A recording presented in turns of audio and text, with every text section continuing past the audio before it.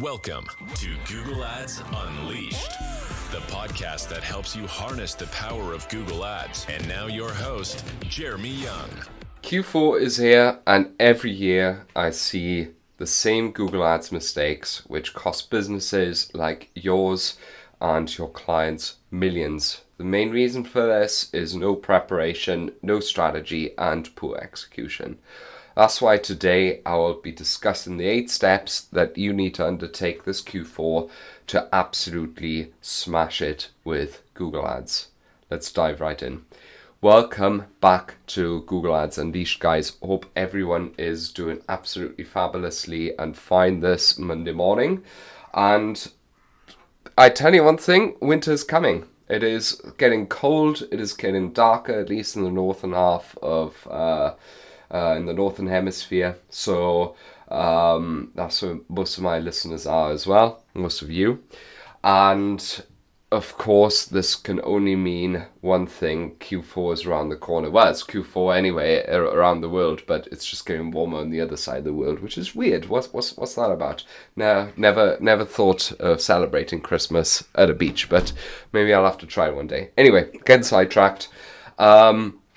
I've done this episode quite a bit and quite a few times, but just want to reiterate it with a couple of more sort of nods to other episodes, and of course with one major update that you can get this episode actually as a checklist, where we're going to discuss all those steps and strategies in detail. And this is actually the Q4 checklist that we swear by for all of our clients and that we use with absolutely everyone to be as prepared as possible. You'll find the link here on the pod and you can get it now. So I'll start right in, talk about what we want to be covering when you want to run the optimal Q4 sale. The first step really is about everything that I do on this podcast, and that is to get the basics right. I probably in my career have reviewed hundreds, if not thousands, probably thousands of Google Ads accounts, and all of the poor ones all have the same thing in common, and it's something that I preach over and over and over again. Do the basics right. They don't do the basics, right? So all of the things that I talk about on this pod, a lot of times they're quite advanced strategies because there might be people out there who want a little bit more. But something I see time and time again is people trying to turn to advanced strategies to fix basic issues in their funnel or in their offer or in the general Google Ads setup, which is not helping them grow, okay? Because ultimately what Google wants, and I think I've told this story multiple times, is to balance their own needs and wants, right? So Google wants to, of course, users to regularly use Google in order to provide the data input into the machine and to keep consumers coming back to Google to use it more often. It wants us advertisers to pay the money, of course, and if we help Google provide relevant search results through elegant and good setup by targeting the right people with the right ads, then we, of course, win customers and Google rewards us with lower click costs.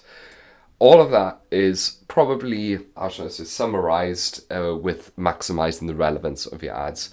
As long as you maximize the relevance of your ads, you will win in Google. If yours is the most relevant and best search result for the search result you want your ad to appear to, that is how you win at this game. And you just use all of the strategies that I have mentioned in this pod multiple times. But you can, of course, always get in touch at jeremy@younganddigital.marketing or head to the website younganddigital.marketing in order to not only find the checklists I mentioned, but, of course, you can also book a call with us on how to smash it this Q4 and potentially lay those foundations, which are so important. There's very limited spots at the moment, so I would probably get onto this ASAP. The second step is you want to plan your Google-friendly offer, because Q4 is the season of sales. There are so many sales opportunities that are going to come up now in the next few weeks where you can test your offers and where you can maximize absolutely everything there is to come. From Halloween to Singles Day, Black Week, or do it a Black Month, the Black Friday weekend, Cyber Monday, Cyber Week, Christmas, Q5, New Year's sale. There's so many things that you can do. Make sure that you plan out your sales and make sure that you avoid 4 mistakes: that the offer's too complicated, that the offer's not been tested, that the offer doesn't have enough margin, or that the offer cannot be replicated on Google. So those are the 4 core mistakes that I see when people are planning sales.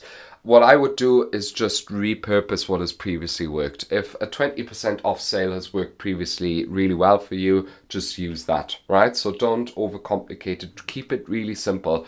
KISS. Keep it simple, stupid, right? Like that is the go-to recommendation that I can make here. When people say I'm making the offer too complicated, what I see very often is people trying to stand out by trying to be clever, like with something, get 30% off every 3rd item or something like that. It doesn't work. Don't do it. It's silly. If it takes more than 2 sentences to describe what to do, it is probably too complicated and you shouldn't be running that sale. Okay? The second core mistake is that it's not been tested. That's why I said just repurpose what you've done previously, right? That's probably the easiest. But you also have quite a few opportunities to test it now. Yeah? Halloween, run a flash sale, Singles Day. There's lots of opportunities to come up to maybe pivot your strategy last minute if it doesn't work out. And the third issue that I see a lot of people make is that the offer doesn't have enough margin. So people give like crazy discounts, 80% off or something, and then they don't earn any money. And usually the new customer lifetime value of customers acquired in Q4 is worse anyway. So you're biting in your own ass there, to be honest, and it's not great. So I would be wary of that and do the maths beforehand. And lastly, that you can't replicate the offer on Google, because there's only 4 ways you could communicate offers, right? So through your classic strikeout price, which by the way is the best. Do that if you can. Don't use discount codes if you can avoid it. Otherwise, you just use the discount code both on your ad asset and in Merchant Center. And you can also communicate this in your ads directly, right? You can use temporary headlines and descriptions to actually communicate your sale. And like I said, you can also use an ad asset for that as a promo extension. That's the only ways you can communicate sales, right?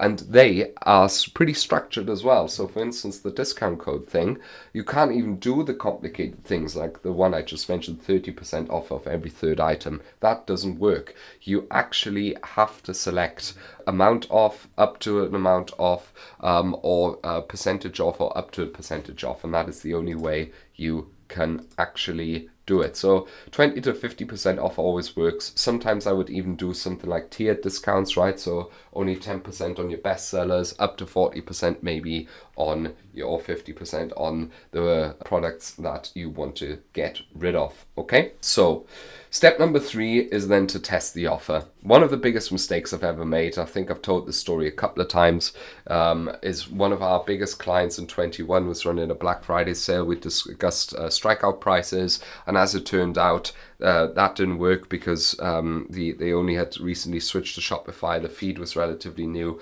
and we couldn't use strikeout prices, right? Boom, what an absolute doo-doo that was. So plan it beforehand, please. You've got 3 opportunities: Singles Day, Halloween, and you got just do a flash sale if you have to, right, in order to test it. Step number 4 is to prepare the algorithm. So I've got 2 recommendations here. Recommendation 1 is if you plan to have shorter sales and also have some sort of history of how high your conversion rates will be, use a feature called seasonality bid adjustments in Google. You can go to tools and settings, I think, and then to bulk, isn't it bulk actions? Is something else. I think it's bid strategies and then adjustments. Sorry, I'm just trying to think of it. You can navigate there and then actually go to a feature called seasonality bid adjustment, because Google doesn't understand when a Black Friday sale happens on your site or a big sale, right? So it only understands, oh, suddenly the conversion rate's doubled. What's going on here? We can actually start bidding higher. And if you tell Google about this, it'll be better in adjusting to do so. Yeah, so you head to tools and then to budgets and bidding and then to adjustments. Have a play around there. I recommend this for any sales that are shorter than 2 weeks, okay? Just look at maybe last year. If the conversion rate doubled in that time, you can probably tell Google that very likely the conversion rate's going to double, and so you can actually push harder and push more in your campaigns, which is cool. The alternative is, if a sale is very long, like you do Black Month and Christmas, just let it run as normal. You may want to lower your bid strategies slightly, like sort of adjust your ROAS target slightly, drop them or go even nuclear after a week or two if everything is going well, and go to max conversions or max conversion value and let it rip. That is how you dominate. You have to trust the process and do, of course, the daily media buying in order to monitor everything, but that is how you dominate. Then step 5 is add in your promotions. You want to use strikeout prices if possible, because they combine with your reviews on Google Shopping, and that is, in my opinion, the most powerful way of doing it. Plus, you actually are dropping the price of the product, which in turn gives you, of course, more visibility and reach, right? Typical.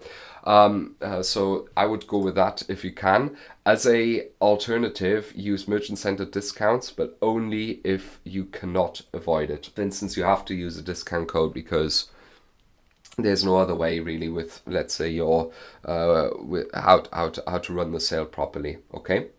You want to use your promotion assets 100%. Don't miss out on that. Use your brand campaign as a billboard, right? So, for instance, you want to add during that time that you have a Black Friday sale, communicate that in your headlines and descriptions. You can use your headline and description assets for that. Alternatively, what you can always do is use cool shit like countdown timers, right? That's probably something that you're not aware of. If you go into a search campaign and a search ad, you can actually open up with that weird bracket that you'll find on the right hand side of your Mac keyboard, on the same one as the normal square brackets.